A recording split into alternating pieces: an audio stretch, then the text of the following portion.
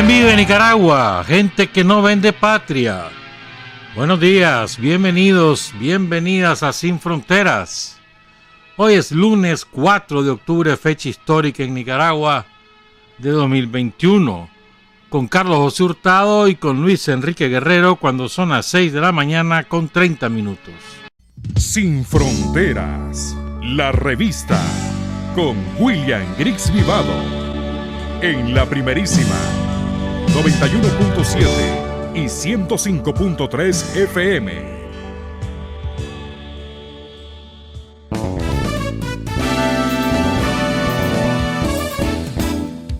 Sin fronteras para decir la verdad. Sin fronteras, trabajar, avanzar, combatir, vencer. Sin fronteras.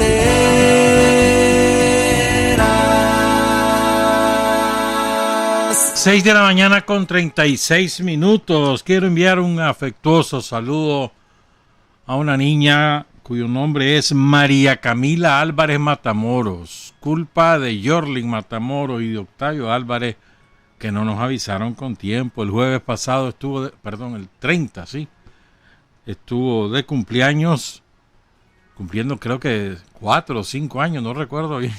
Mentira, ya está cumpliendo 12 años la María Camila. Felicidades, María Camila, felicidades a tus padres y a tus hermanos. Saludos a Francis Sevilla, que todos los programas nos escucha. Vamos a hablar hoy de Benjamín Celedón. Nos vamos a dedicar todo el programa como a las 7:10 por ahí.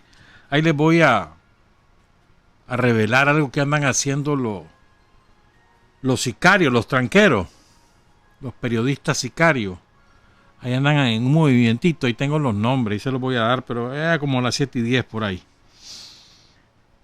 Antes, dos rápidas observaciones. Una maravilla, ya vienen las vacunas cubanas, ya se van a vacunar el cipotal. No solamente los niños que tienen enfermedades crónicas que van a ser priorizados junto con las embarazadas y las recién paridas, las puérperas, sino también toda la chavalada entre 17 y 30 años ya va a ser programada para finales de octubre, principios de noviembre. Empieza la vacunación masiva ya. Una gran noticia, una gran noticia. Las vacunas cubanas requieren 3 dosis y aparentemente son de mayor eficacia, de las menos efectos secundarios. La que se está poniendo ahorita tiene sus efectos secundarios. La AstraZeneca, ahí andan llorando algunos en las primeras 24 horas, ya después. Las mujeres no les da eso, es a los varones lo que nos da. Somos llorones, hombre. Pero bueno, y ayer pues un consorcio de periodistas extranjeros reveló un escándalo mundial. Le llaman los Pandora Papers. Montones de jefes de Estado involucrados en la apertura de cuentas en paraísos fiscales para no pagar impuestos, para evadir impuestos en sus países, en sus respectivos países de residencia y para lavar dinero, para las dos cosas. Pero ahí está involucrado, solo de América Latina hay 3 presidentes metidos en el pastel. El de Chile, Sebastián Piñera, el de Colombia, el de Ecuador, Guillermo Lasso, y el de Dominicana, Luis Abinader, un poderoso empresario dominicano que es pro-yanqui total. Los 3, mano, hasta el alma, con un montón de negocios. Y tal, por supuesto, está el reyecito español, ahí está metido. Aquellos patrocinadores de la guerra mundial contra Irak, ahí están metidos. Expresidentes colombianos que se las pican de muy demócratas, ahí están metidos. Macri, ahí está metido. Pero son montones. Mexicanos un montón, incluyendo funcionarios del gobierno de López Obrador, están ahí en ese escándalo mundial. Bueno, queremos hablar de Benjamín Celedón, héroe nacional. Lo queremos hacer de una manera diferente. Vamos a ir contándoles cosas que no es que sean novedad, que son poco conocidas. pero que nos ayudan a ubicarnos en aquel contexto histórico y el por qué la resistencia, la insurrección que encabezó Benjamín Celedón, como la describió René Núñez, aquel famoso discurso que hizo René en la Asamblea Nacional, maravilloso discurso sobre la epopeya de Benjamín Celedón, las circunstancias que propician esa insurrección y el papel de la oligarquía granadina y de los Chamorros en particular en el asesinato de Celedón. Hay algunas cosas que son poco conocidas y que las vamos a comentar y a leer, pero que queremos darle el contexto histórico y algunos relatos, reacciones que hubo al asesinato de Celedón. Recordemos que Celedón era un militar de carrera, muy joven, ¿verdad? Abogado, fue juez, fue embajador en Guatemala, fue héroe en las batallas contra Honduras, héroe en la batalla contra Emiliano Chamorro, cuando la rebelión de los lagos lo derrotó, Celedón lo derrotó. Y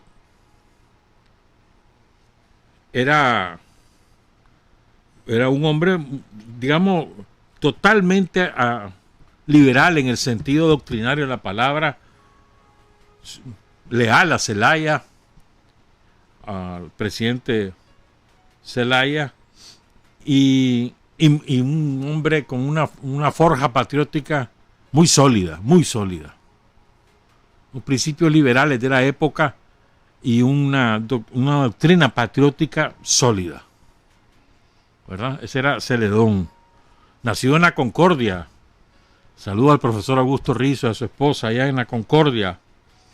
Ahí está el museo en La Concordia. Hoy va a haber actos especiales, por supuesto. ¿Cómo no lo van a ver? También va a haber un acto especial en Managua y otro en Catarina.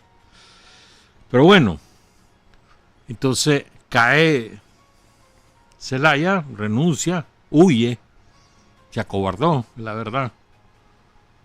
Y Estrada, que era su delegado en Bluefield, había entrado en contubernio con los dueños norteamericanos de las bananeras, el administrador de ellos, que era Adolfo Díaz, que además era socio de la minera de Ciuna y administrador también de las mineras, y Emiliano Chamorro, que allá andaba pululando porque él quería votar a Zelaya. Entonces engatusaron a Estrada, encabezó la rebelión, se pusieron las cañoneras norteamericanas en Bluefields apoyando la insurrección contra Zelaya. Cae Zelaya, nombran a José Madrid, que era el hombre más, el ideólogo del liberalismo de la época. Después cae Madrid también, renuncia. Asume Estrada, que lo ponen los yanquis. Se firman los famosos Pacto Towson, una vergüenza, hermano. Esos Pacto Towson. Era un embajador gringo que lo tenían en Panamá, no había ni asumido y lo mandaron a Nicaragua a obligar a firmar acuerdos a los conservadores para poder detentar el poder. Pero una vergüenza. Son 4 acuerdos, ahí los pueden leer, los encuentran bastante, eso está bastante difundido. Uno de los acuerdos era la Asamblea Constituyente. En la Asamblea Constituyente dominan los conservadores, pero no los de el que estaba puesto de títere de Estrada, sino los conservadores que estaban con Chamorro. Entonces no le gustaba la constitución que estaban aprobando a Estrada, y Mena tampoco. A Mena lo nombran ministro de Defensa como para poderlo poner de relevo de Estrada. Se arma la rebelión, mandan a echar preso a Mena, Mena se alza, el ejército se alza, cae Estrada, ponen a Adolfo Díaz, un relajo que se armó ahí. Ahí fue la primera vez que Adolfo Díaz lo ponen los yanquis de presidente, ¿verdad? Y Adolfo Díaz pide la intervención directa de los marinos. El 3 de agosto de 1912 arriban los marinos, mandan a Medley Butler. Después les voy a contar algo de Butler que poco se conoce. Le mandan a Butler con 412 marinos, 2.600 soldados y 145 oficiales. 8 buques de guerra en Corinto. Ahí desembarcan las tropas el 15 de agosto. Y el contraalmirante Sutherland es el que se hace el jefe máximo de esa tropa intervencionista, que establece su cuartel en un barco, en el Denver, atracado en Corinto. A Butler lo mandan a Masaya, a Managua y a Masaya, pues, trenes expresos, hermano, facilitados por día. ¿Verdad? Fíjese bien. Antonio Morgan lo cuenta de una manera bonita. Escribió esto en 1982. Cuenta la caída de Celedón, como lo había prometido. Porque, bueno, espérate. Hay una carta que le manda Sutherland a Celedón y lo conmina a rendirse, que si no se rinde, si no levanta una bandera blanca y se rinde, se va a donde están ellos y que él le va a respetar la vida y que él va a poner también su bandera blanca en el Coyotepe. Entonces le responde Celedón que en el pastel, que no. Entonces Butler ordena que se vaya sobre Celedón. Ya para entonces las tropas de Emiliano Chamorro, ¿verdad?, ya están digregadas, no solo por Masaya, sino también en Catarina, Mazatepe, Niquinomo, toda esa zona. Con un anillo alrededor de la ciudad de Masaya, ya han saqueado Masaya también para esa época.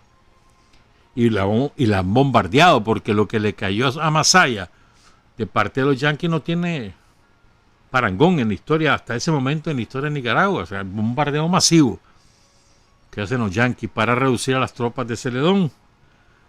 Celedón pensaba que tenía todavía Jinotepe, ya habían derrotado a León, Mena estaba en Granada, Mena se rinde, se entrega, después fue a parar al canal de Panamá y murió en el ostracismo. Y Celedón, que piensa que tiene a Jinotepe, va con rumbo a Jinotepe. Pero ahí ocurre lo siguiente. Como lo había prometido, cuenta Antonio Morgan, Celedón disparó hasta el último tiro de su fusil. Frente al ejército norteamericano diseñó una retirada estratégica en compañía de unos pocos sobrevivientes del Coyotepe. Los yanquis admiraban al hombre y dejaron en manos de los traidores nicaragüenses la solución de su muerte. Celedón se hizo acompañar de Francisco Tapia, heroico artillero originario de Mazatepe, y Emilio Vega, héroe desconocido y olvidado de esa jornada. Y es verdad, mano, estos dos que caen con Celedón hay que también rendirles tributo. Francisco Tapia, originario de Mazatepe, y Emilio Vega, del cual no se conoce nada, caen con Celedón. Muy cerca de Catarina, en la intersección del camino a Diriá, Dirioma y Nandaime. O sea, estás hablando de lo que hoy es la carretera de los pueblos blancos. Celedón se encontró con la patrulla chamorrista que comandaba Ramón Cruz, donde iba también Gabriel Garay y 5 más. Estos eran subordinados del coronel Camilo Barberena, cuya sede de campamento estaba en Catarina. En Catarina. ¿Verdad? Entonces, pongan cuidado. Se topa con Gabriel Garay, 5 piches más, que es la patrulla que manda, una de las patrullas que manda Barberena a perseguir a Celedón o a entrampar a Celedón. Entonces, cuando él se topa con esto, se sorprende. Dispara con lo poco que tiene y ahí mata a un mercenario llamado Victoriano Miranda. Sigue la retirada a Celedón, lo persigue Ramón Cruz, y en lo que lo va persiguiendo Cruz y Celedón va a caballo, ¿no?, se topan con un enorme árbol que le habían puesto los guardias de Chamorro como una trampa. Entonces él se baja del caballo porque no puede pasar y trata de subir un paredón. Él va con Emiliano Vega ahí, con su artillero, y ahí es cuando lo acribillan a balazo. A Celedón le pegan varios balazos en la columna vertebral y aquel hombre está sufriendo. Y pide, implora que le den un tiro de gracia. Y no se lo dan, él muere ahí, desangrado y con aquel dolor. No se lo dan el tiro de gracia. Y Emilio Vega murió 13 horas después igual. Queda vivo Emilio Tapia, el mazatepino. Y dice Morgan, dice Antonio Morgan, quedó vivo Emilio Tapia, el formidable artillero que vivió tantos años como veces contó la historia de Celedón. A él se le debe mucho el testimonio sobre Celedón a Emilio Vega. Perdón, a Emilio Tapia. Fíjese, Carmilo Barberena Anzoátegui, el coronel de Chamorro que estaba acantonado en Catarina, es el que finalmente ordena poner el cadáver o enterrarlo ahí en Catarina. Pero antes los yanquis ordenan pasear el cadáver de Celedón por todos esos pueblos. Cuando lo ve Sandino, que tenía 12 años. Cuando lo ve Sandino, y tenía 17 años, Sandino. Lo pasean en la carreta, ahí el cadáver arrastrándolo, para que sirva de lección. ¿Verdad? Y a Celedón lo ordenan sepultarlo en lo que en aquel momento era la parte externa del cementerio de Catarina y ahora es parte del cementerio. Entonces fíjense bien. Le voy a leer la carta de Emiliano Chamorro, manuscrita de puño y letra. Emiliano Chamorro, que después se desnegó hasta que apareció este documento, ¿verdad? Este documento está en poder del archivo familiar de los herederos de Benjamín Celedón. Y lo ha difundido Sergio Celedón, uno de sus descendientes directos, que debe ser tataranieto de Celedón. Entonces, esta carta está fechada, pongan cuidado, 27 de diciembre de 1912. Es decir, 7 días antes, una semana exacta antes que asesinen a Celedón. ¿Verdad? Dice Emiliano Chamorro, Managua, 27 de diciembre de 1912, señor coronel Don Camilo Barberena, su campamento. Para eximirle de toda responsabilidad de ustedes y demás subalternos, este mando ha dispuesto a hacer extensivas sus órdenes a todos los campamentos por medio de sus respectivos jefes, a fin de que tuviese las más estrictas precauciones para capturar al general Celedón y demás jefes que le acompañan, haciéndoles pasar por las armas inmediatamente, a excepción de los que usted crea conveniente. O sea, una orden taxativa. Ahí no hay interpretaciones. Capturar al general Celedón y sus acompañantes y demás jefes, dice, ¿verdad? Haciéndoles pasar por armas, es decir, matándolo. Los yanquis habían decidido que los conservadores tomaran la decisión de qué hacer con Celedón. Los yanquis estaban asombrados por la resistencia de Celedón, sobre todo en el Coyotepe, toda la tropa de Celedón que no se rinde, y los tienen que matar a todos porque nadie se quiso rendir. Entonces, los yanquis tienen por lo menos respeto hacia el comportamiento honorable como militar y como nacionalista de Celedón y de su tropa. Y Chamorro decide pasarle la cuenta. Voy a repetir esta frase. Capturar al general Celedón y demás jefes que le acompañan, haciéndoles pasar por las armas inmediatamente, a excepción de lo que usted crea conveniente, le dice a Barberena. Y el último párrafo dice, respecto a la conducta que usted y su tropa ya he dado a usted sus órdenes privadas, y que son las mismas impartidas a todos los jefes, y firma Chamorro. Sobre la base de esta orden, Barberena es que le dice a su gente, si ven a Celedón, lo matan. Y así pasó. Pudieron capturarlo vivo, pero no, lo mataron. Lo asesinaron. Así fue, hermano. Te quiero contar algo de Butler. Este es el mismo que después, en 1930 y algo, en una comparecencia ante el Congreso norteamericano, aquí hemos leído esa intervención, denuncia al complejo militar e industrial que estaba en formación en aquella época y que era el que pagaba todas esas intervenciones militares en América Latina y en el mundo, ¿verdad? Este Butler es el mismo que fue a Haití a aplastar la insurrección de los haitianos y le dieron condecoraciones por eso, anduvo en la Primera Guerra Mundial.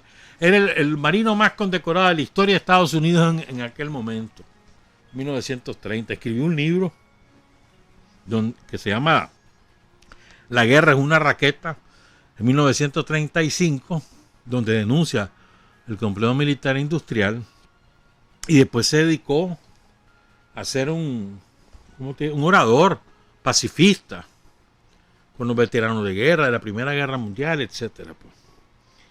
Pero fíjense bien, esto es lo que no ustedes, te aseguro que muy pocos de ustedes lo saben o no lo recuerdan. Vos sabés que Butler denunció en 1933 que los industriales de Estados Unidos preparaban un golpe de Estado contra Franklin Delano Roosevelt. Fíjate bien, hablan babosadas, ¿verdad? De que con este hombre, con Trump, que quería hacer un golpe, que no sé cuánto, y que nunca en la historia. Mentira. Los industriales estadounidenses quisieron darle un golpe de Estado a Franklin Delano Roosevelt en 1933. Y bueno, y comenzó una controversia porque lo comenzaron a desmentir. Claro, él tenía toda la autoridad, él era un héroe de guerra, muchísimas veces condecorado, ya general en aquella época, retirado. Entonces, él tenía toda la autoridad y cuando él lo dice, hay credibilidad. Entonces le tuvieron que echar la maquinaria mediática de la época, que eran los diarios, para aplastar su opinión, o por lo menos ponerla en duda. Pero eso, él le dice, hace esta denuncia ante un comité del Congreso de Estados Unidos, ¿verdad? Esto se le conoció como el escándalo Businessplot, ¿verdad? O sea, un complot de negocio. Y los industriales querían que Butler encabezara una marcha de veteranos que se condujera hasta el Capitolio y la Casa Blanca y que eventualmente asumiera el poder en Estados Unidos. Butler lo denuncia, que se lo habían ofrecido. En aquella época ya estaba Hitler, ya estaba Mussolini. Todavía no había estallado la guerra civil en España, pero sí Mussolini y Hitler estaban ya en el poder. Entonces querían un régimen similar en Estados Unidos. Miren lo que es la historia. Este Butler, el hombre que comandó las tropas que aplastan la rebelión, la insurrección de Celedón. Este mismo tipo es el que denuncia después de ese golpe. Frustrado en 1933. Y frustrado porque él dice que no y lo denuncia. ¿Verdad? Todos los involucrados, que eran los grandes potentados de la época, negaron eso. Eso es mentira, está loco ese hombre, no, está inventando.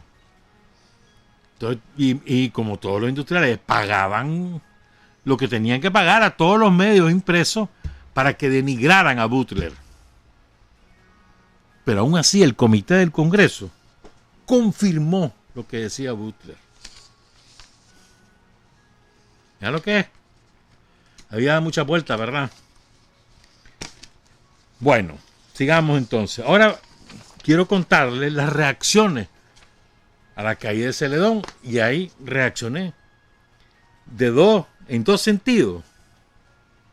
Bueno, recuerden, los pactos Dawson, que son los que le dan la posibilidad a Estrada de asumir el poder interinamente, convocar una constituyente, después convocar elecciones, etcétera, y después llega Díaz al poder. Uno de los acuerdos era quedaba proscrito el Partido Liberal, celayista, y ningún celayista podía ser ni siquiera candidato a la presidencia.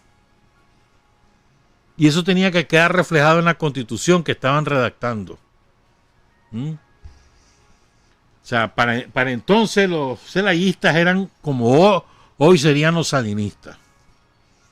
Odiados por los yanquis, vetados por los yanquis y también por los conservadores. Obviamente que esos fueron siempre los títeres. Ellos eran el instrumento de Estados Unidos para la dominación en Nicaragua, los conservadores. Después también cooptaron a los liberales. Ya vamos a contar eso más adelante.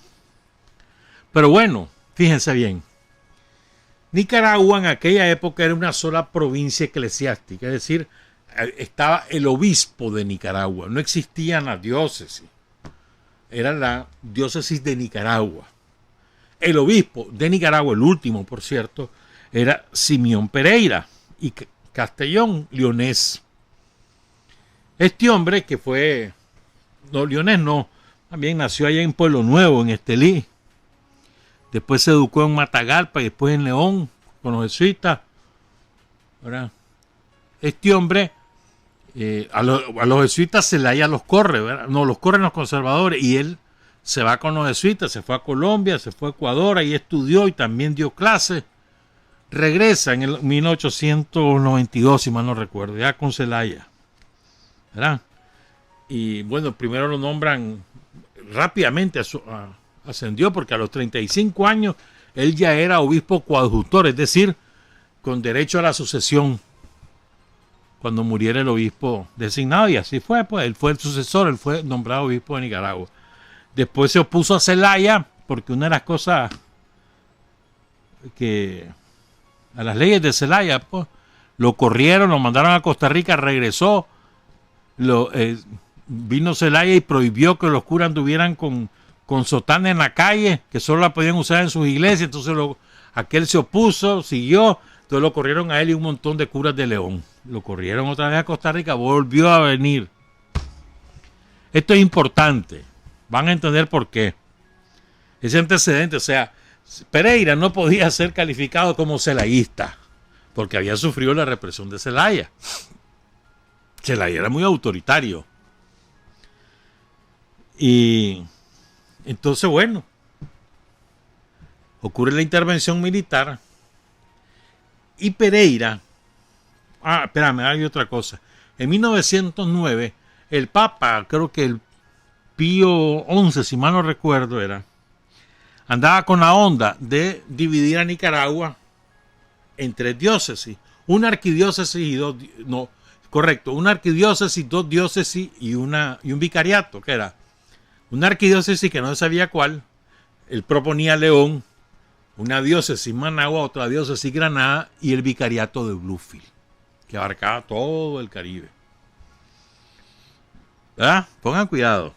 Entonces él se opuso, porque él quería tener todo el poder, obviamente. Entonces, bueno, se da la rebelión de Celedón, asesinan a Celedón, y 5 días después, el 9 de octubre, Pereira le manda una carta a un cardenal norteamericano que era muy famoso en la época porque era muy liberal. Se suponía que estaba a la cabeza de una tendencia liberal dentro de la Iglesia Católica. Por ejemplo, él estaba de acuerdo en el Estado laico, que para aquella época eso era pecado decir eso.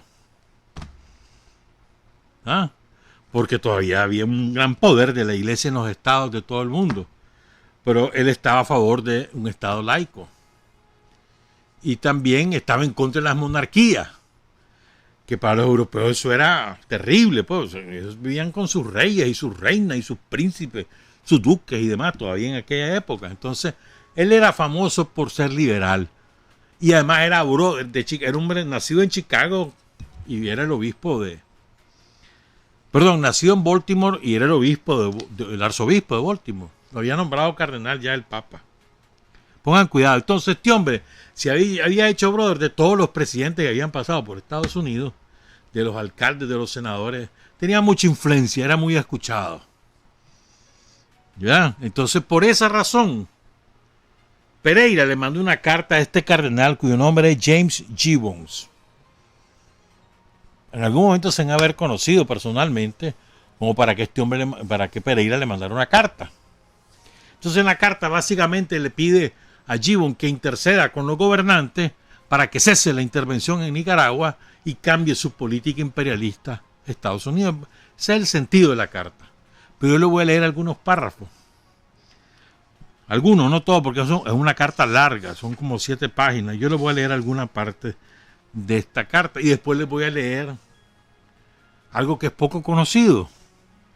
Las cartas de los Chamorros y Compañía Limitada, de ellos como hombres, y aparte una carta de sus mujeres a los marinos yanquis. Ahí van a oír. Empiezo con la de Simón Pereira. Y extraigo párrafos, no es consecutivo, de esa carta, esa extensa carta del obispo Castellón.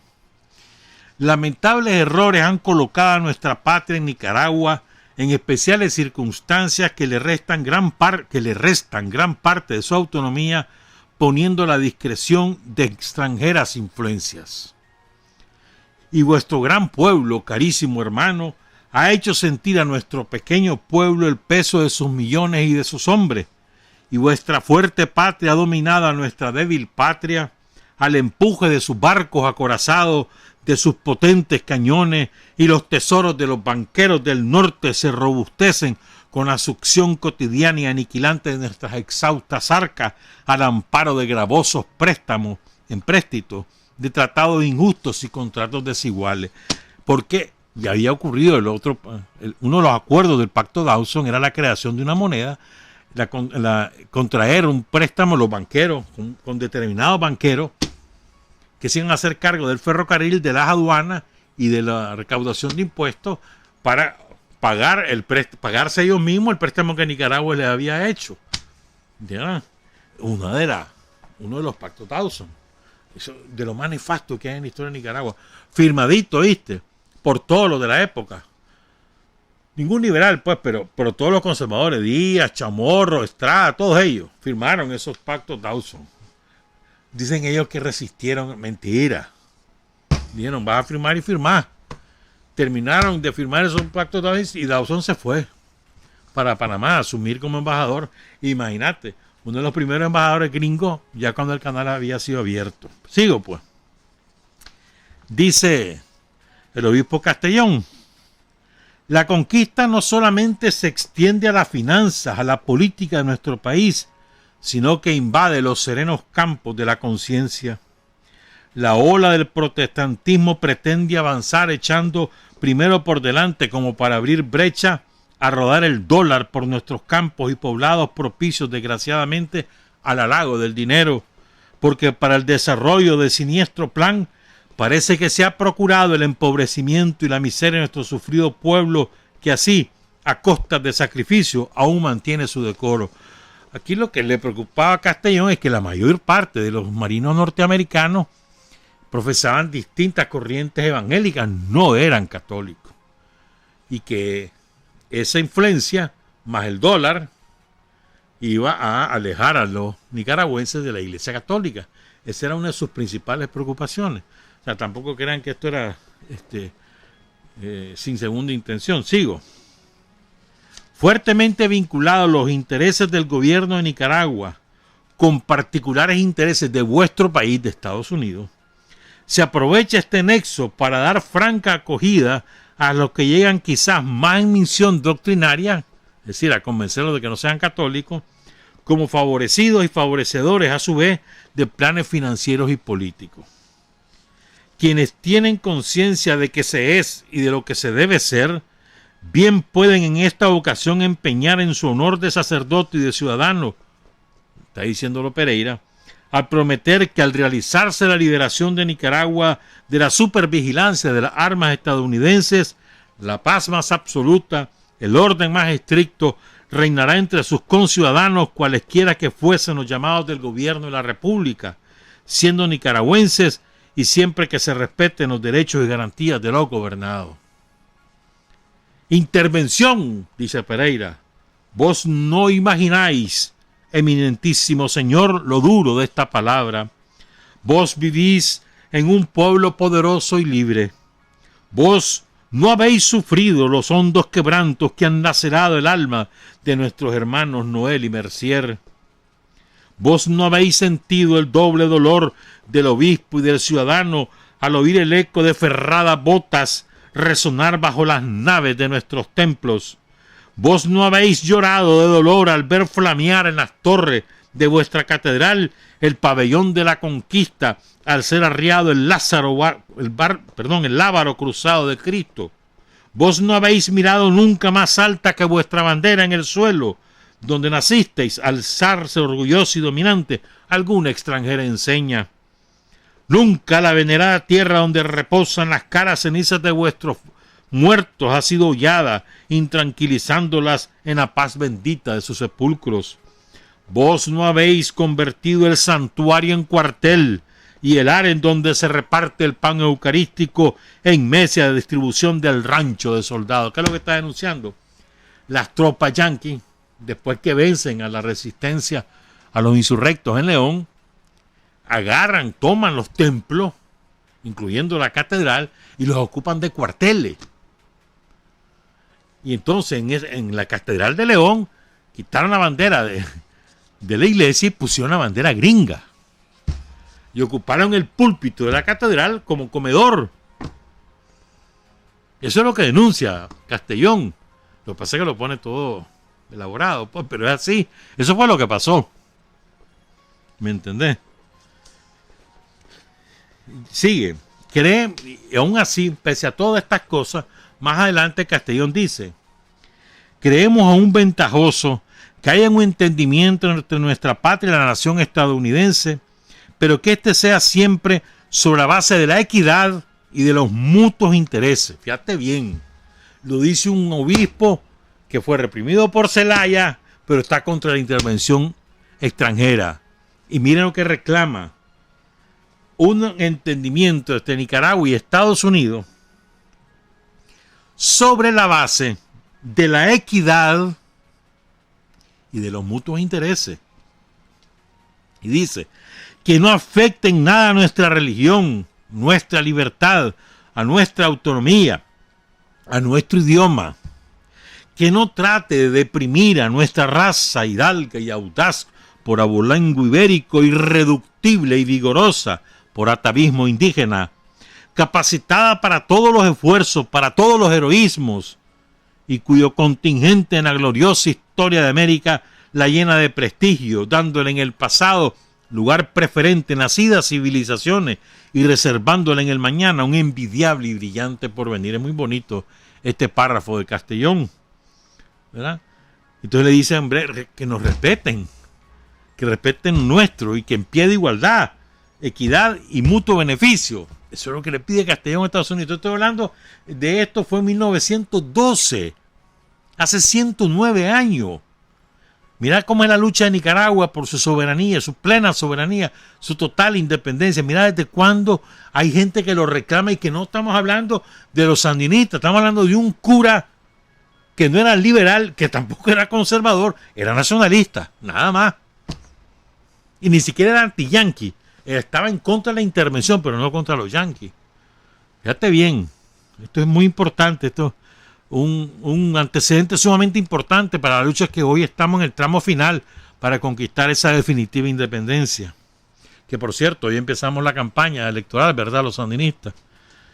Una campaña que es dirigida a eso, a fortalecer la segunda independencia. Sigo. Y sin embargo, dice Castellón, cuán mal comprendida ha sido nuestra historia, ¿no?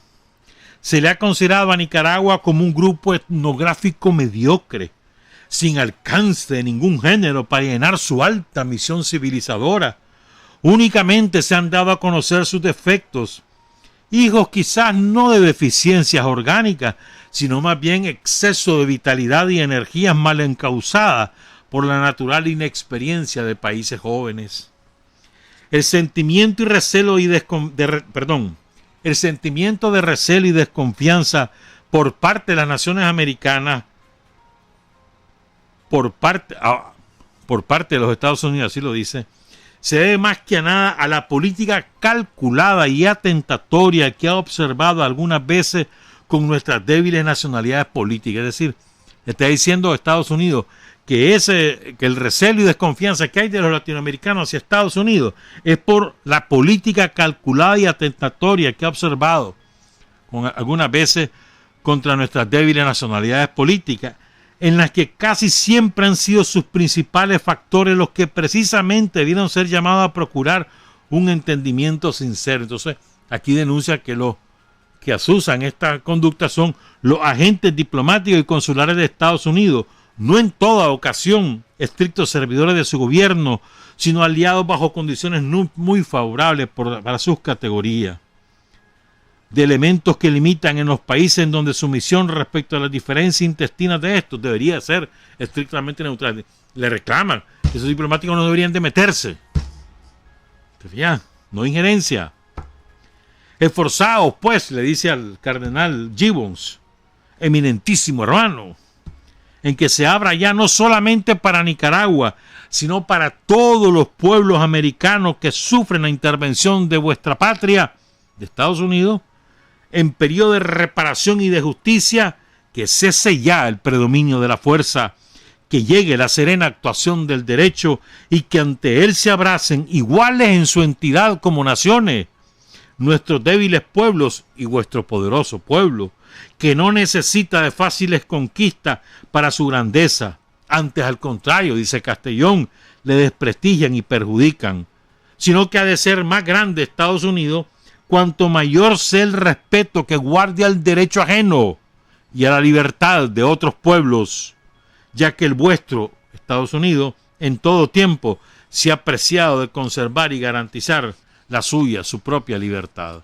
Esa es la carta de Castellón, que tiene párrafos maravillosos.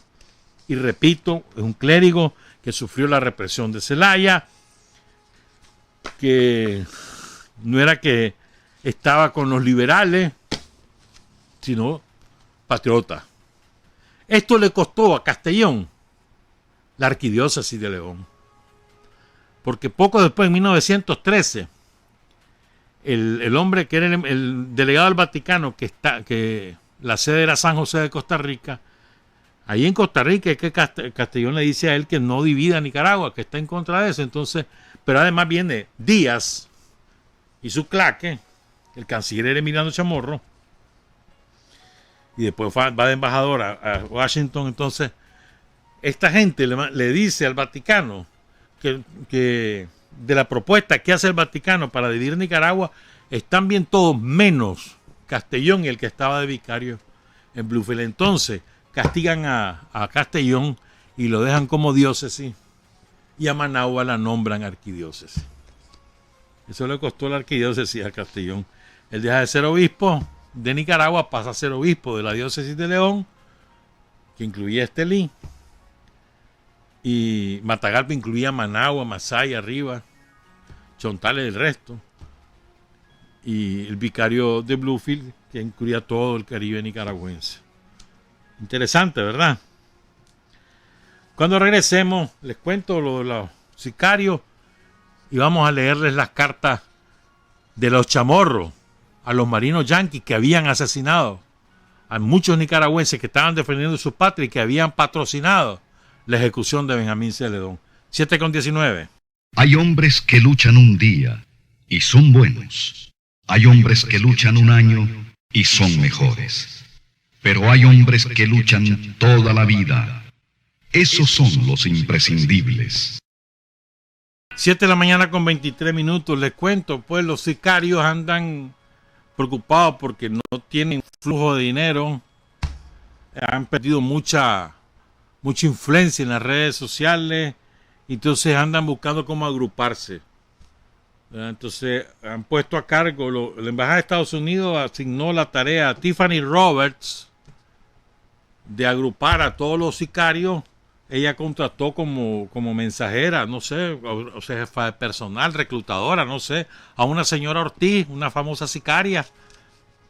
La señora Ortiz anda reclutando periodistas, entre los periodistas tranqueros desempleados, les manda cartitas, les dice que están haciendo un pool que se va a llamar Voces en Libertad, que andan buscando financiamiento, y además les pide una cuenta bancaria porque les van a pagar desde el exterior como remesa familiar porque no tienen fondos locales, y además está la ley de lavado de dinero y demás. Entonces la idea de ellos es agrupar a 25, anda un Lester ahí también metido, ¿verdad? Y no me acuerdo los otros nombres, pues, pero está la Ortiz, que es la que se cree FBI, Está la Ortiz, está el tal Lester y la Tiffany Robert es la jefa de ellos.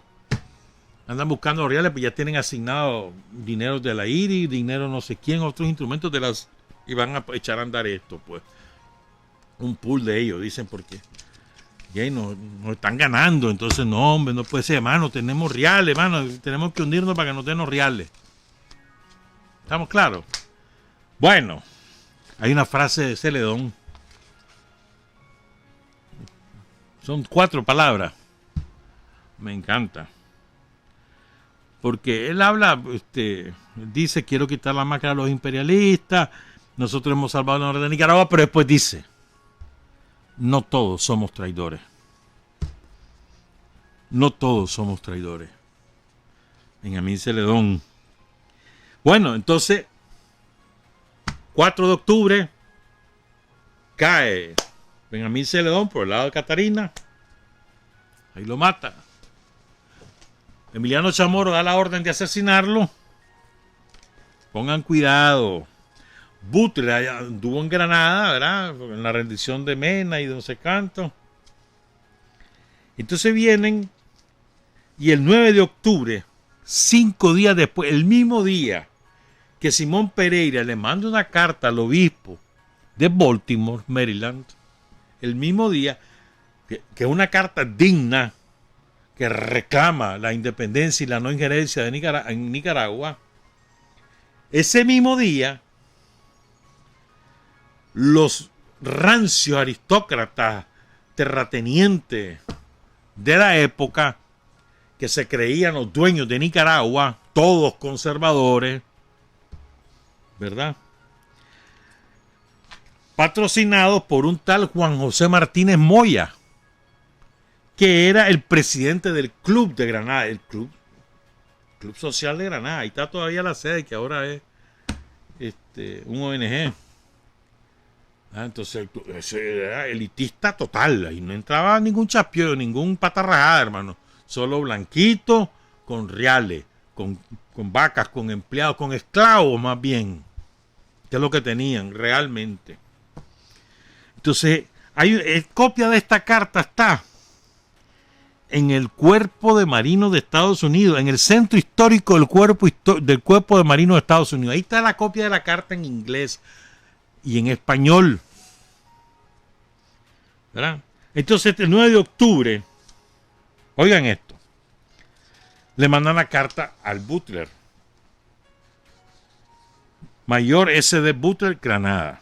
Estimado señor, los abajo firmantes nos dirigimos a usted y expresamos la profunda gratitud de la ciudad de Granada por la eficiente, así como seria y oportuna intervención de usted y sus valientes oficiales y soldados, quienes vinieron a poner fin a la desesperada y penosa situación en la cual esta ciudad Granada fue colocada, víctima de todos los horrores de una organizada anarquía. Amén de la sistemática destrucción de propiedad, de indignidad, abusos e insultos, los cuales fueron acumulados sobre nosotros sin distinción de dado sexo, y el horror del hambre que estábamos, confrontando con la siniestra perspectiva de otros ultrajes que nos esperaban. Sigo. De esta terrible situación y de la angustia de lo que el futuro deparaba para nosotros, pasamos como por arte de magia a un estado de completa garantía para la vida, propiedad y bienestar, tan pronto como las tropas americanas entraron a la ciudad. El tacto y discreción con el cual ustedes, oigan bien, el tacto y discreción con el cual ustedes llevaron a cabo su humana misión, tan llena de dificultades, ha sido tal que el nombre de ustedes estará para siempre grabado en el corazón de este pueblo, que da asco. Sigo, pero que me falta, tienen que aguantar ahí, ese hígado le tienen que dar alimento para que aguante.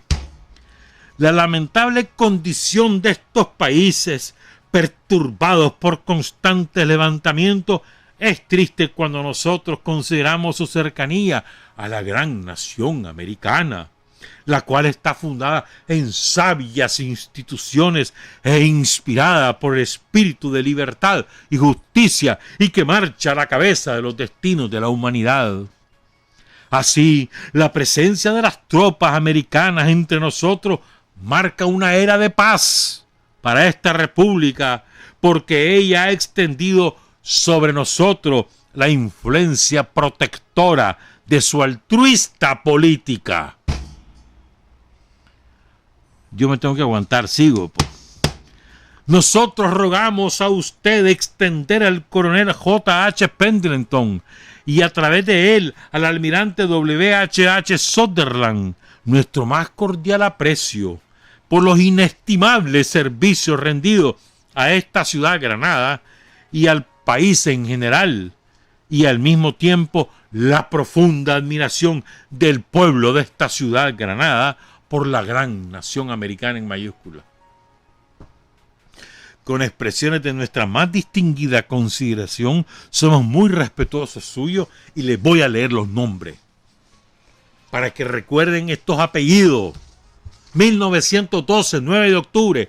Todavía está fresco el cadáver de Benjamín Celedón sepultado en Catarina.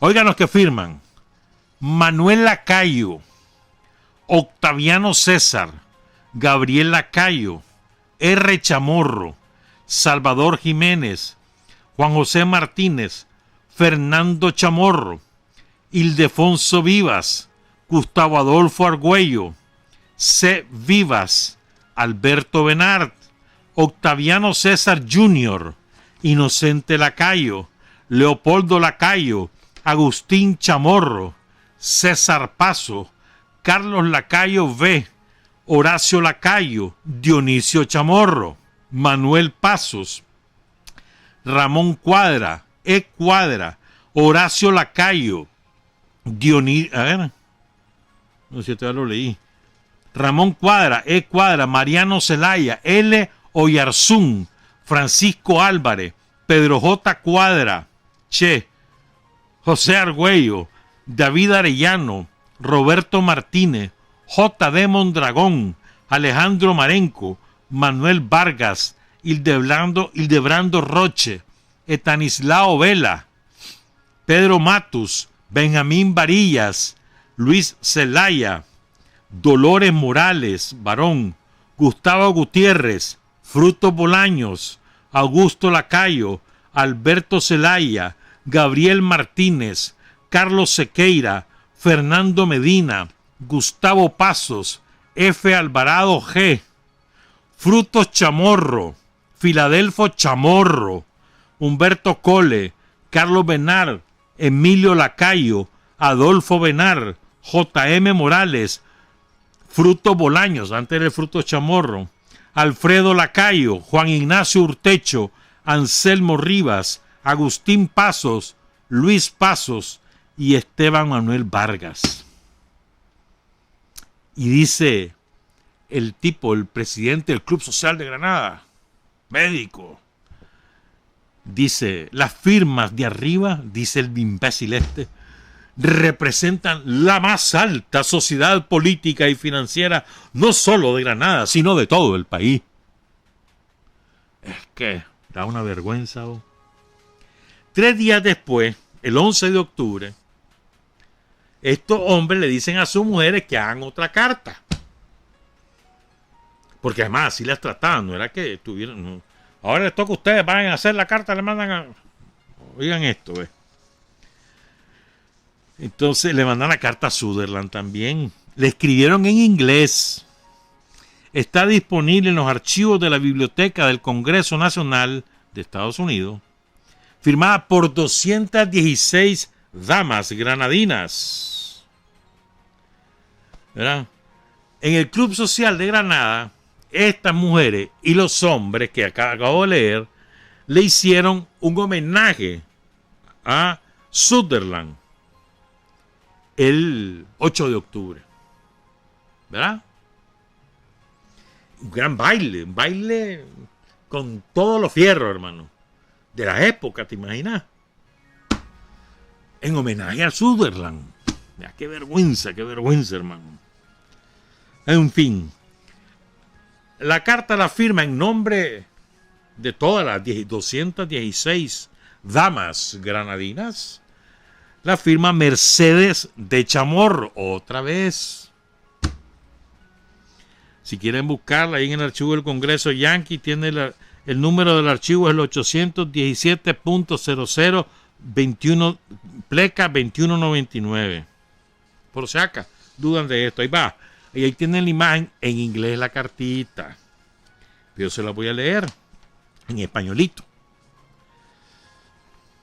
Honorable señor, Granada, octubre 11, 1912. Honorable señor.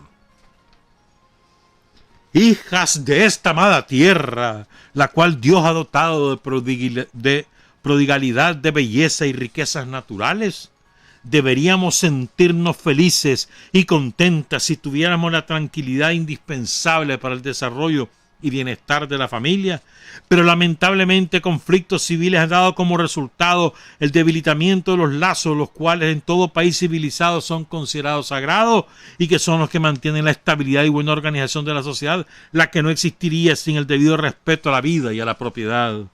Estos conflictos se han hecho cada día más obstinados y sangrientos, el odio cada día más grande y la pérdida cada vez más irreparable, trayendo con ello una división tan profunda en la familia nicaragüense que los elementos más perversos predominan en esta ciudad Granada y han sumido nuestro destino en un estado de horror y temor en el cual la madre, la hija, la esposa y la hermana se ven constantemente amenazadas con la pérdida de lo que para ella ha tenido como ser más querido, de su subsistencia y de las cosas más necesarias aún para la vida de los hijos, con la pérdida de su propio honor.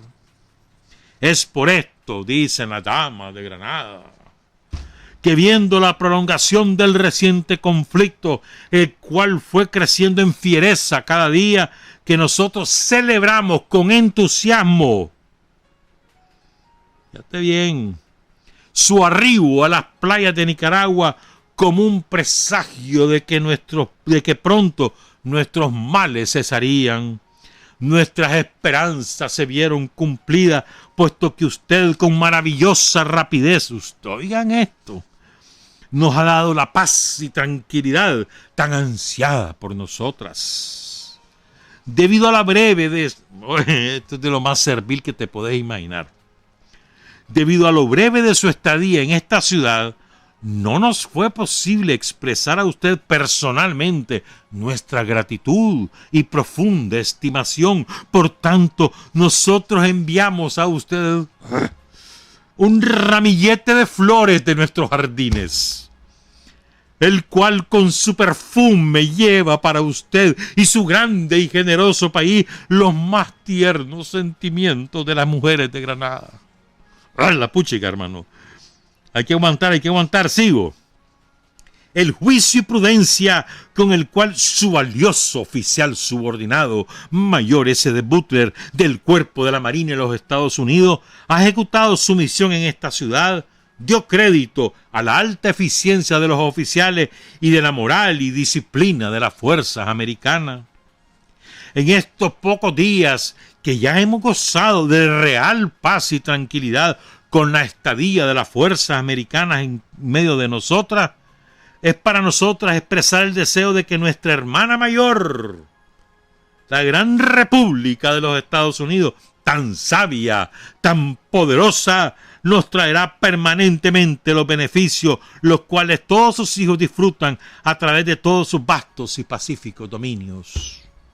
Con seguridad de nuestra más alta y distinguida consideración, quedamos sus más obedientes servidoras. Esa es la despedida. Sus más obedientes servidoras. Firma Mercedes de Chamorro y otras, los nombres de 216 damas de Granada. Y después el baboso aquel dice: las firmas de arriba son legítimas y pertenecen a las damas de la más alta posición social en esta ciudad y representan los verdaderos sentimientos de Granada. Qué vergüenza, ¿verdad? Pero esa es la rancia. aristocracia. Desgraciadamente eso sigue manteniéndose en Nicaragua, desgraciadamente. Son los mismos tranqueros, los mismos entreguistas, los mismos que nos quieren anexionar a Estados Unidos, son los mismos, igualitos. Chamorros dejarían de ser. Ya les voy a contar más de los chamorros, espérenme. Recuerden, ya no va a haber tiempo, lo vamos a hacer el otro día, pero porque quiero contar esta otra parte. Recuerden que a Zelaya, ¿por qué lo obligan? Solo te voy a contar un datito. Vamos a contar esto con detalle otro día, pero solo te voy a decir una cosita. Vos sabés que una de la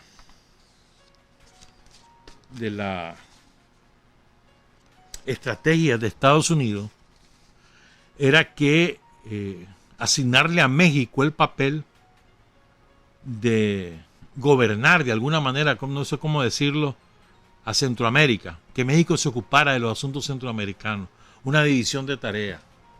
Como parte de esa división de tareas, México le pone un barco a Zelaya para que se vaya para París. Interesante, ¿verdad? Hace 100 años de eso. El buque General Guerrero. Interesante. Hay antecedentes de algunas cosas, ¿verdad? Siempre escarbás y encontrás muchas cosas. Entonces ahí le vamos a ir contando el otro día, así el Tratado de Chamorro Bryan, Anotanox y toda esa onda que me parece interesante recordarlo. Pero fíjense bien, quiero sobre todo referirme a esta parte, a una exposición que hizo. El Tratado de Chamorro Bryan costó que lo ratificara el Congreso norteamericano, costó. Ahí les voy a contar otro día los detalles de eso, que lo voy a contar junto con Anotanox y demás. Pero costó. El Tratado de Chamorro Bryan le daba a Estados Unidos derechos a perpetuidad asignada a cambio de construir el canal en Nicaragua y que solamente Estados Unidos lo podía construir. O sea, la idea de los yanquis no era construir el canal en Nicaragua, sino impedir que cualquier otra potencia lo hiciera en Nicaragua. Porque Zelaya andaba con dos ondas. Es que no hay tiempo de contar tanta cosa, ¿verdad? Andaba con la onda de la unidad centroamericana y los gringos le vinieron a hacer ofertas en este sentido y andaba con la onda de amarrarse con los británicos para hacer el canal en Nicaragua. Y después vienen otras cosas que otro día lo cuento, pues. Pero bueno, en los debates que hubo en el Congreso norteamericano entre 1915 y 1916, porque se ratifica hasta el 17, aparece un senador que se llama William Borah, ¿verdad? Citado por Gregorio Cercer en su monumental obra Sandino General de Hombres Libres, ¿verdad? Y además aparece otra intervención, el senador republicano Ladd. Esta es la que quiero comentarla porque este hombre los destroza, los chamorros, dice. Le argumenta por qué está en contra de ratificar el Tratado de Chamorro Bryan y dice: por cuanto se ha denunciado en el Senado de Estados Unidos y corroborado en minuciosos detalles por muchos informes de la prensa diaria que marinos de Estados Unidos invadieron a Nicaragua en 1910, mataron como 200 ciudadanos nicaragüenses e impusieron como presidente nominal, lo dice un gringo, de aquel país a un empleado de una corporación norteamericana, de la Mining, que además era, vos sabés que Adolfo Díaz, siendo presidente, primero puesto por los yanquis, después en elecciones que solamente él competió. Vos sabés que durante toda su vida, hasta que se murió, las minas de Ciuna le pagaban un salario anual y que además él era socio de alguna empresa vinculada a las minas ahí en Ciuna. ¿Sabías eso? Y sabías que los dueños de las minas de Ciuna son los principales instigadores del derrocamiento de Zelaya. Empezaron a instigar eso desde 1907 por los impuestos que Zelaya les clavó. Otro día te cuento, pues. Sigo, pues. Entonces, sigue diciendo el hombre el senador republicano Ladd. En aquella época eran mucho más progresistas los republicanos que los demócratas. Imagínate vos cómo serían las cosas. Acuérdense que los republicanos son los que estaban contra el esclavismo y los demócratas defendían el esclavismo. Pero bueno, sigo. Dice, impusieron como presidente nominal de aquel país, Nicaragua, a un empleado de una corporación norteamericana que no habría podido permanecer en la presidencia 48 horas sin el apoyo de los marinos norteamericanos.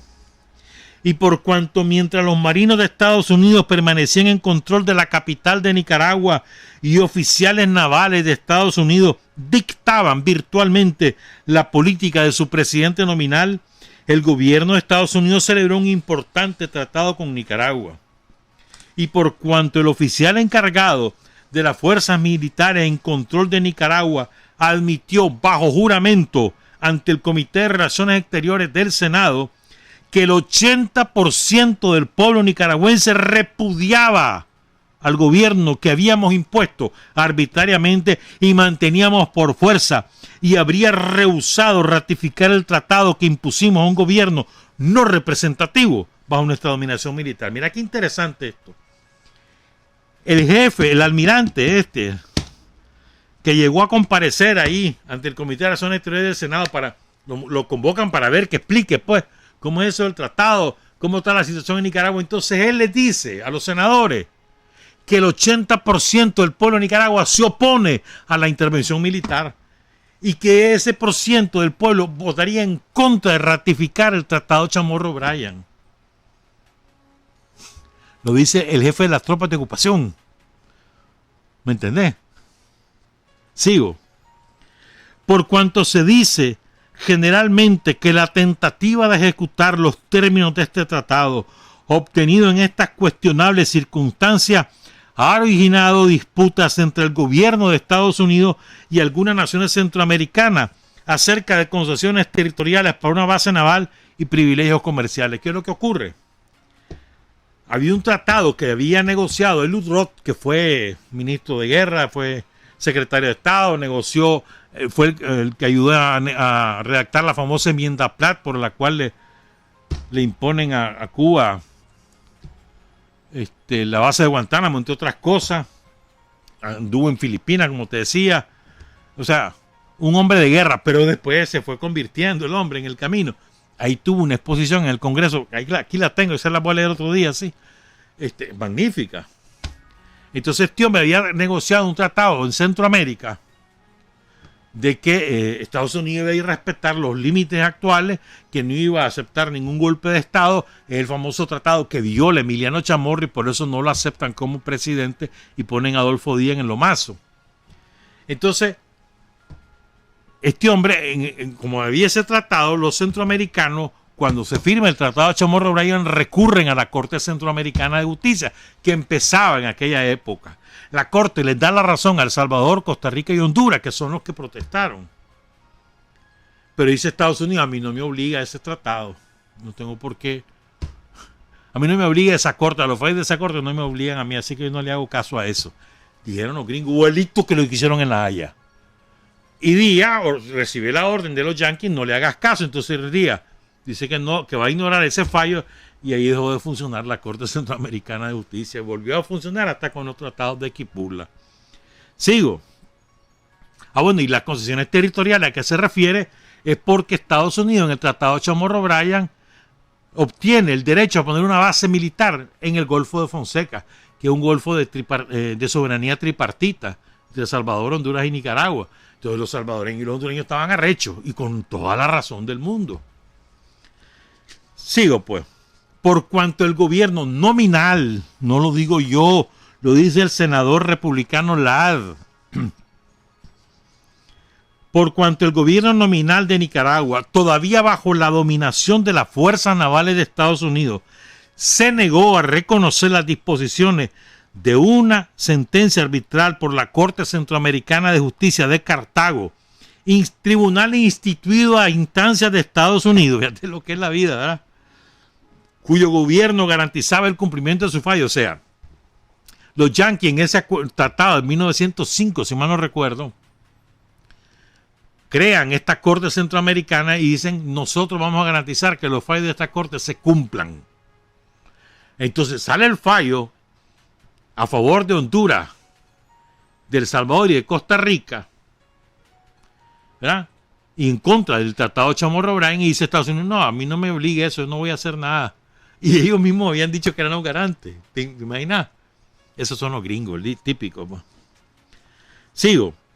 Por cuanto se ha publicado en los periódicos que con la ayuda de las fuerzas militares de Estados Unidos, la democracia en Nicaragua está bajo el tacón de una muy reducida minoría que se ha apoderado del poder político y explota los recursos económicos del país bajo la dirección de ciertas firmas comerciales de New York. Y ahora viene lo de los chamorros, van a oír esto. O sea, no es ningún secreto de Estado, esto está publicado, pero van a oírlo, porque te aseguro que tenés rato de no oírlo o quizás no lo sabés. Dice el senador republicano Ladd 1915. Por cuanto en comprobación de estas acusaciones es un hecho conocido que Diego Manuel Chamorro es presidente de Nicaragua. Por lo tanto, esto es 1916, es esto. Rosendo Chamorro, ministro del Interior. Salvador Chamorro, presidente del Congreso. Gustavo Argüello, hermano político, o sea, cuñado del presidente Chamorro, el ministro de Hacienda.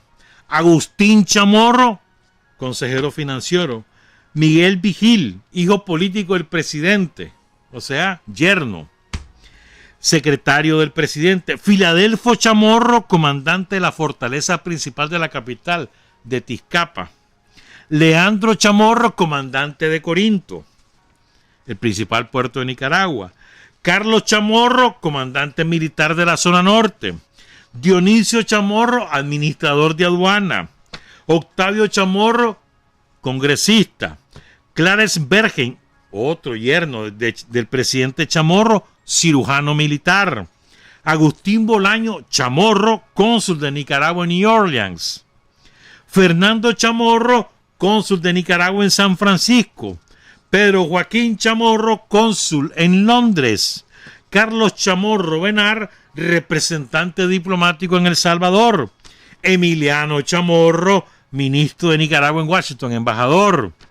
Octavio César, hermano político del presidente Chamorro, cuñado, agente financiero. Y Diego Manuel Chamorro, hijo, agregado en la embajada de Washington. Toda la parentela Chamorro en la presidencia de Diego Manuel Chamorro. Increíble, ¿verdad? Increíble esto. Por cuanto resoluciones adoptadas en una junta magna del pueblo de Managua acusan públicamente al doctor Máximo H. Cepeda, delegado a la Conferencia Centroamericana de Paz, actualmente reunida en Washington, D.C., de traidor a su patria y de ser abogado de los banqueros de Wall Street contra los legítimos intereses de su país. Y por cuanto la misma Junta Magna del pueblo de Managua y otras reuniones y editoriales de la prensa de Nicaragua han pedido el retiro de los marinos de Estados Unidos a fin de que el pueblo de Nicaragua pueda restablecer el gobierno representativo.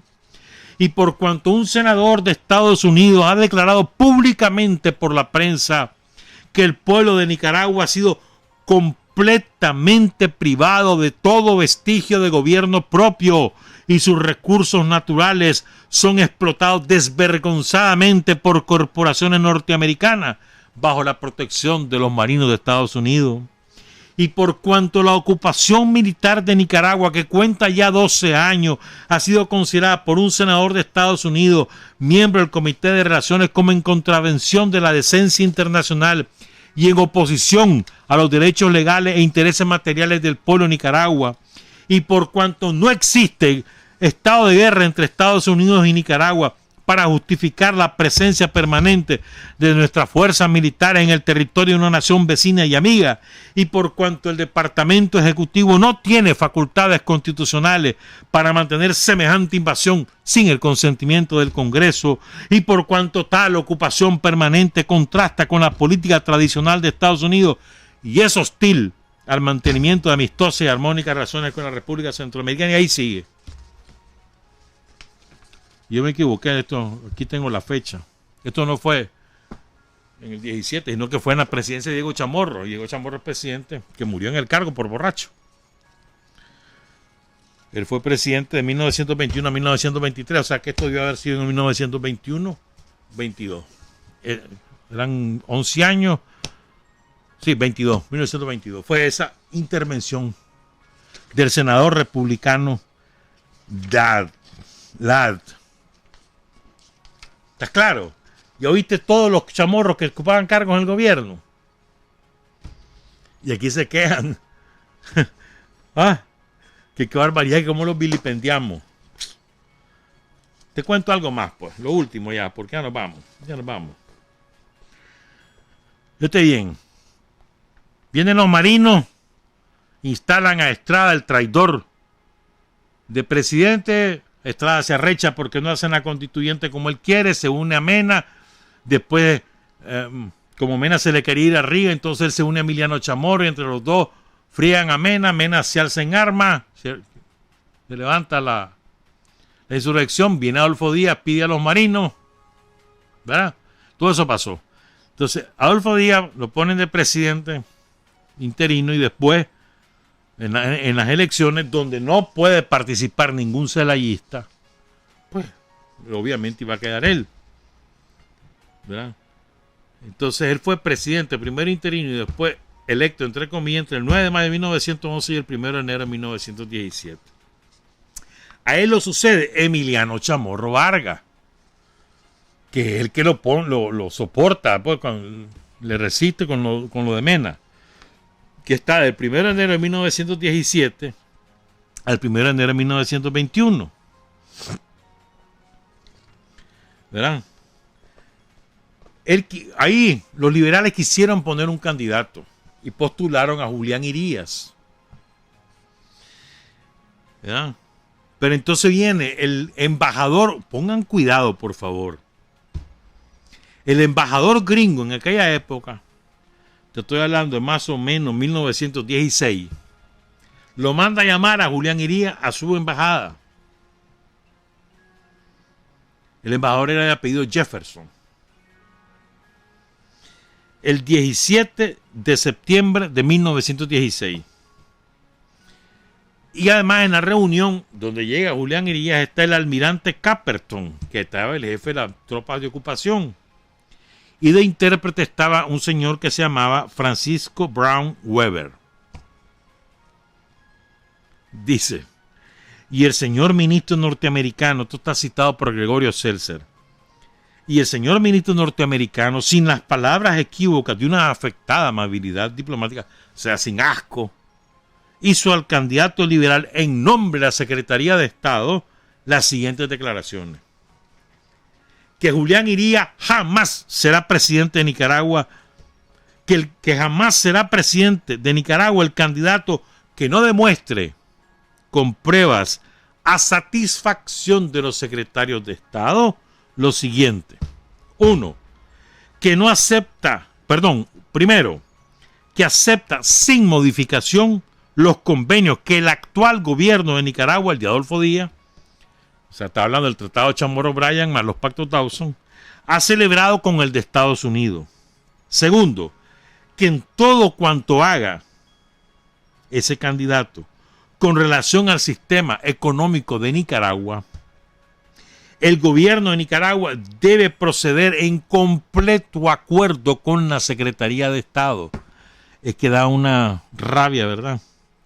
Tercero, que el candidato, cualquier candidato, debe aceptar la política norteamericana para el mantenimiento del orden y la paz en la República, pudiendo, según convenga, retirar o no las fuerzas norteamericanas residentes en Nicaragua o traerlas nuevamente en caso de creerlo conveniente.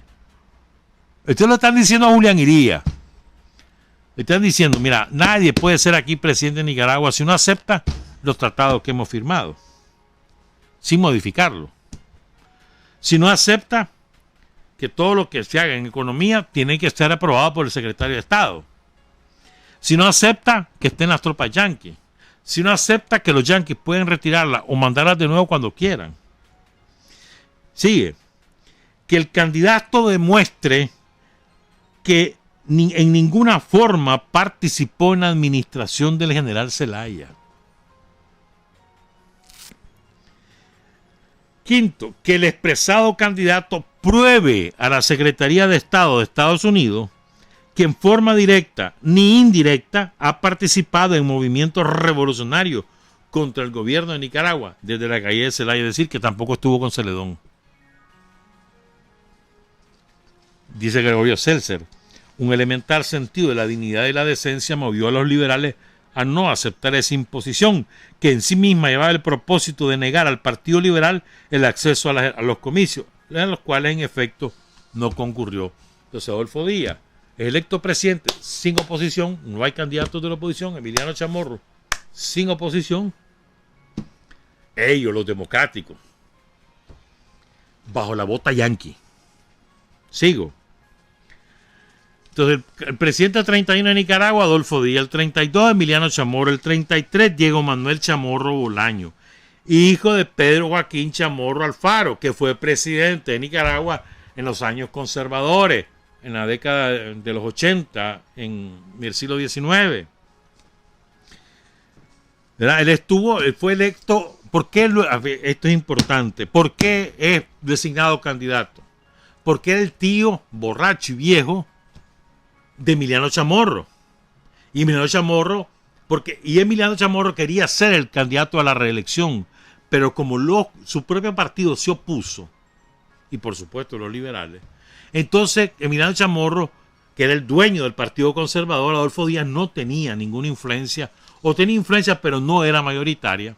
Entonces Emiliano Chamorro impone como candidato a su tío, picado y ya muy mayor, al que iba a dominar Emiliano Chamorro. Por eso es que Diego Manuel Chamorro nombra a todos los chamorros que te leí, que los da el senador republicano Ladd. Todos esos chamorros los nombra Diego Manuel, pero porque Emiliano le dice. Y Emiliano se va de embajador a Washington. ¿Estamos claros? Entonces, él pone a su tío, pues, que murió el 12 de octubre de 1923. ¿Verdad? Entonces lo releva temporalmente, porque su vicepresidente era Bartolomé Martínez. Matagalpino, bueno, nació en Jinotega, pero en aquella época Matagalpa y Jinotega era un solo departamento. Entonces él estaba en su finca en Matagalpa. Entonces, entre los que lo mandan a traer en aquel tiempo todavía no había carretera, había que ir por trocha, en mula, caballo, lo que fuera. Entonces, entre el que le mandan a avisar y él tiene que dejar arreglado su asunto y se regresa, entonces nombran un presidente interino y nombran al ministro de Gobernación, que según la Constitución que elaboró Estados Unidos, era el sustituto del presidente en caso de ausencia. El ministro de Gobernación era otro chamorro, Rosendo Chamorro Ramuno, estuvo presidente provisional. Dicho sea de paso, un paréntesis, ¿te acordás que te conté que Castellón perdió la arquidiócesis de León porque se opuso a la intervención yanqui y también se oponía a la división de la provincia de Nicaragua? ¿Te acordás que te conté eso? Pues el que pusieron de arzobispo de Managua fue a José Antonio Lescano, que era un tipo pro-yanqui total, que hasta fue presidente del Congreso, en serio, hasta 1917 por ahí. Después se dedicó a ser arzobispo, pero ese era pro-yanqui total. Y bueno, otro día cuento. Pero bueno, sigo pues. Entonces, pongan cuidado. Nombran presidente interino a este hombre, a Rosendo Chamorro Oreamuno. ¿Verdad? Llega Bartolomé Martínez que jure una semana después como presidente, ¿verdad? Ah, espérate. Rosendo Chamorro era hijo de Dionisio Chamorro Alfaro, hermano de Pedro Joaquín Chamorro Alfaro. Y era medio hermano de Frutos Chamorro, que también fue presidente. Y primo hermano del presidente Diego Chamorro, que fue el que se murió. También. A la puchiga. Bueno, entonces Bartolomé Martínez, pues, asume el 27 de octubre, a los 15 días que murió aquel. ¿Verdad? Entonces, él había sido nombrado por Emiliano Chamorro en su gobierno en 1917 como el jefe político de Matagalpa, que te repito, incluía a Jinotega. Después fue ministro de Gobernación de su gobierno en 1919. Y después lo puso Emiliano como fórmula de su tío, calculando que su tío podía morir en el cargo. Y él creía que él manejaba a Bartolomé Martínez. Bartolomé Martínez era un cafetalero próspero de Matagalpa, ¿verdad? Entonces él aprovecha la coyuntura que es presidente y resuelve cosas. Ya para entonces, ya terminó la Primera Guerra Mundial, ya los precios del café se han recuperado, Nicaragua era exportadora neta de café. Entonces Martínez logra suficientes recursos como para recuperar la propiedad del Banco Nacional, que era Yankee, y el ferrocarril. ¿Verdad? Esto es importante. Los ferrocarriles y el banco estaban en manos de Brown y Seligman, que eran los banqueros de New York, de Wall Street. Y después hace una maniobra interesantísima Bartolomé Martínez para separarse de Emiliano Chamorro. O sea, le pegó la puñalada. Él empieza a hacer un gobierno que le llamó de unidad nacional. Y encomienda la tarea a Segundo Albino Román y Reyes, que era su ministro de Gobernación, para hacer un pacto entre conservadores y liberales. Entonces Emiliano Chamorro se pone furioso, ¿verdad? Y empieza a soliviantar las bases queriendo votar a Bartolomé Martínez. Entonces lo que hace Bartolomé es fundar otro partido conservador que le llamó el Partido Conservador Republicano. Y postula a su candidato, Bartolomé Martínez. Postula a Carlos Solórzano. Y Emiliano Chamorro se postula como candidato del Partido Conservador. Y pierde la elección, pero pierde por apabullante diferencia. De la época, ¿verdad? Las mujeres no podían votar. Entonces Emiliano Chamorro está furioso, no solo porque lo apuñalearon, sino además perdió las elecciones. Él apostaba que Bartolomé Martínez le iba a preparar el terreno para él volver al poder. Esto es importante, porque viene después la venganza de Emiliano Chamorro y le da el golpe de Estado, el famoso lomazo. ¿A quién se lo dan? A Carlos Solórzano. Carlos Solórzano arma el gobierno de unidad nacional y Bartolomé Martínez arma el gobierno de unidad nacional y la fórmula que propone el Partido Conservador, el que él fundó, el Partido Conservador Republicano, una fórmula entre conservadores y liberales. Nombra a otro cafetalero, Carlos Solórzano, y a Juan Bautista Sacasa. Te viene Emiliano Chamorro, se pone furioso, le da el golpe de Estado. Los yanquis le dicen que no, porque él está violando el acuerdo. Entonces ponen a Adolfo Díaz de nuevo. Se pelea con Emiliano Chamorro. Sacasa reclama que él es el presidente por derecho. Los yanquis le dicen que no. Se levanta en armas. José María Moncada, que ya había sido diputado y se había sumado a los conservadores en toda la política de los años 10, de la década del 10, en toda la Asamblea Constituyente y demás. Moncada votaba con los conservadores. O sea, había dejado de ser liberal doctrinario y se había sumado a los conservadores. Esa es la verdad. Pero como viene Moncada que era el ministro de Defensa, y él se levanta, pues, porque Emiliano Chamorro dio el golpe y encabeza la famosa guerra constitucionalista, que se supone que es para instalar en el poder a Juan Bautista Sacasa. Y ahí es donde se suma Sandino, que se supone, Sandino supone que este es el objetivo, y ya saben lo que pasó después. ¿Estamos claros?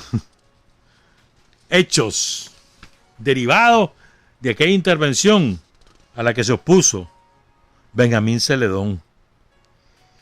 ¿Verdad? Fíjate, dice un diario, pongan cuidado, un diario. Con esto voy a cerrar porque son las 8:09 y Omar ya debería haber entrado en su programa, Omar García. El diario The Argonaut de San Francisco, California, en el editorial del 14 de octubre de 1916, reproducido por Hispanoamérica, un diario de Tegucigalpa, Honduras. De ahí extrae Gregorio Seltzer los siguientes párrafos. La historia de esa ocupación territorial de los marinos en Nicaragua es interesante. Durante la administración de Taft, los banqueros Brown Brothers y Seligman de New York le dieron a Nicaragua un empréstito de $1,500,000 bajo ciertas condiciones garantizadas por el gobierno de Estados Unidos. Y en virtud de esa garantía, para hacerla efectiva, los marinos fueron a Managua. ¿Estamos claros? Brown Bros. And Company, por falla de pago de intereses y otros incidentes de aquella época, son actualmente los acreedores de aquel empréstito, 1916, este editorial. Y además, dueños del Ferrocarril Nacional de Nicaragua, dueños del Banco Nacional de Nicaragua y de algunas otras propiedades que también eran nacionales. Y cuando vino el asunto, el tratado entre Estados Unidos y Nicaragua para la concesión del canal, durante las fusiones de Bryan en el Departamento de Estado, Brown y Seligman le pusieron ojos codiciosos a los 3 millones que Estados Unidos le debía pagar a Nicaragua por la concesión y le fueron a contar hábilmente su historia del préstamo a Mr. Bryan, que tuvo la complacencia de convenir el firmarles una forma de contrato garantizándole que los 3 millones que le pagarían a Nicaragua por el Tratado Chamorro-Bryan se los iban a entregar a ellos en vez del gobierno de Nicaragua. ¿Por qué los 3 millones en lugar del original $1,500,000? Es cosa que todavía nadie le ha explicado. Los banqueros se guardan ese contrato redactado a su gusto y satisfacción y debidamente firmado por Mr. Bryan, con la peculiaridad de que no quedó registro ni huella alguna en el Departamento de Estado, donde aparentemente nadie supo ni tuvo conocimiento de tal contrato. Y cuando este gobierno y los representantes de Nicaragua iban a proceder a distribuir el dinero entre Nicaragua y sus acreedores, Brown, Bros. Y Seligman and Company se presentaron con su contrato reclamando los 3 millones para ellos, lo cual fue una gran sorpresa para el nuevo secretario de Estado y un tremendo chasco para el gobierno de Nicaragua y sus otros acreedores. Según queda dicho, nadie está en actitud de explicar satisfactoriamente por qué el reclamo de los banqueros ha crecido de $1,500,000 a 3 millones, más un ferrocarril, más un banco, otro saldo e intereses. Ahora, dice el diario, ¿por qué tratamos nosotros con un espíritu y un método a los países chiquitos como Haití, Santo Domingo, Panamá y Nicaragua y tratamos a México con otro espíritu y otro método? La contestación es que estos países chiquitos, por la pequeñez de sus asuntos e intereses, están fuera de observación general y no llaman la atención de nadie, mientras que México está actualmente siendo el centro de la atención general. El presidente Wilson, el de recto juicio, siguiendo el interés general, ha tomado personalmente a su cargo la dirección de los asuntos mexicanos y ha dejado a los subalternos del Departamento de Estado el manejo de los países pequeños. Da rabia, ¿verdad? Esto es parte de nuestra historia, ¿oíste? Por eso luchamos los sandinistas, por soberanía, por patria y libertad. Trabajar, avanzar, combatir, vencer. Revolución es sentido del momento histórico. Es cambiar todo lo que debe ser cambiado. Es igualdad y libertad plenas. Es ser tratado y tratar a los demás como seres humanos. Es emanciparnos por nosotros mismos y con nuestros propios esfuerzos. Es desafiar poderosas fuerzas dominantes dentro y fuera del ámbito social y nacional. Es defender valores en los que se cree al precio de cualquier sacrificio. Es modestia, desinterés, altruismo, solidaridad y heroísmo. Es no mentir jamás ni violar principios éticos. Es convicción profunda de que no existe fuerza en el mundo capaz de aplastar la fuerza de la verdad y las ideas.